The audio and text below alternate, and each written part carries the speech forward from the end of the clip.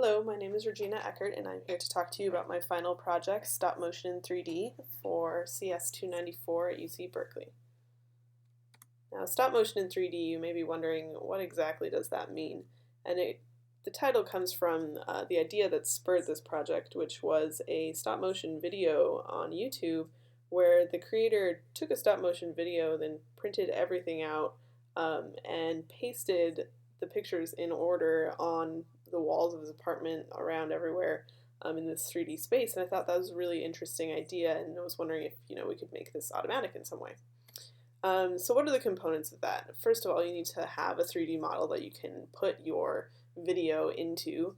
It needs to be large scale, and you need to have planes that you can put it on instead of, I mean, you could do curved surfaces, but the point is you have to have some type of surface to put it on. And then you have to have some type of video that you are going to display. And like the stop motion video, it should be some type of simple motion, translation, scaling, so you can go X, Y, and Z directions. You also want your camera parallel to the background so that the motion makes sense when you put it onto your 3D space. Talk about that a little bit more later.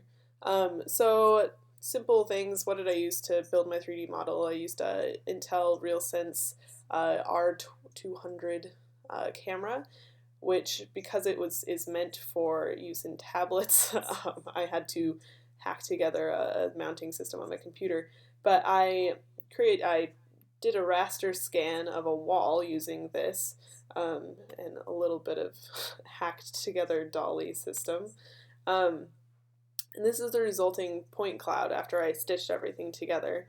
The nice thing about doing the raster scan is because it's in 3D, you can just use translation to stitch your clouds together. You don't have to do homographies or anything like that. So here's kind of another look at the point cloud. It's a little bit messy, it's a little noisy, so what we really want to do is make it into planes. That's what I did. I processed it to separate it into separate planes. After that, you also want to look at what is occluded. So because I had a lot more XY extent, I decided to have the video play in XY, and therefore I just looked at the occlusion of the XY planes from front to back. So what that means is that you wouldn't really want to have a video playing behind, say, the bookshelf. So you want to have a map and make sure you don't place the video there. The second part of this was video processing. So like I said before, you want to have an animated, I chose an animated video because it fit the bill for what I was looking for. It has simple motion, just translation, scaling. The camera is usually parallel to the background, and you have a static background. So when the camera moves and the character moves in the scene, the background is still the same. Whereas if you have like a regular video outside, trees may be moving or wind or something like that. So I chose to use a Tom and Jerry video that I found on Vimeo. And then after you get your video, you segment it into 3 different categories. And that's something that has the same shot, so it's within the same scene, same background, but no motion between the 2 frames. Something that has the same shot, but there's some type of motion, either XY translation or scaling, which I interpreted as a Z translation, or you have a cut between the shots, so they're completely not related. So here's an example of something that has the same shot. I determined something was the same by by splitting each frame up into a 3x3 grid, and then taking a histogram of each, and then comparing for each frame the histograms of the 2. So that just kind of makes sure that you get rid of any local changes like the mouse, and you say, okay, well, most of these histograms agree, so these must be the same shot. Another example is, well, not another example, but an example of where you have the same shot but you have motion is this example, where you can see that we've simply translated the camera so that we're moving across the tree, and it's kind of faint, but you can see some of the correspondence points. I determined this by just doing what we did for the panorama stitching, doing some feature detection and matching, and then if there was a certain number of points that matched, saying these two shots must be the same, but have some motion between them.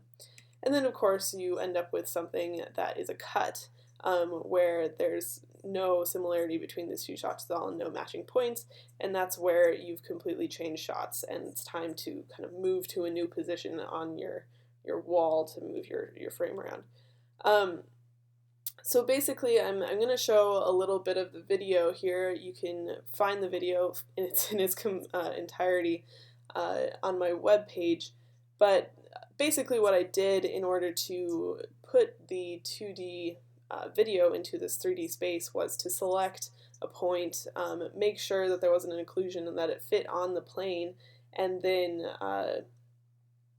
play it. And then so for each shot, it has a different origin point, so it moves around the scene. The original idea was to do this slightly differently and have all of the planes, all of the motion match different planes. Unfortunately, because the motion was a little bit more complicated than I expected, there wasn't actually enough planes in my 3D model to support doing that, and therefore I kind of went with this more simplistic model. But if we had a more complicated 3D model to use, or loosen some of the constraints on how to display the 2D data in the space, then we'd be able to do the original idea. But just to kind of show you what this looks like, I'm going to play this video. So that was a cut between shots, and then here we're going to see some motion. This is motion in 3D because we're zooming, and then obviously XY translation. Again, zoom is Z translation. So that is a kind of quick example of the stop motion in 3D. I hope you enjoyed it, and please look at my webpage for more information. Thank you.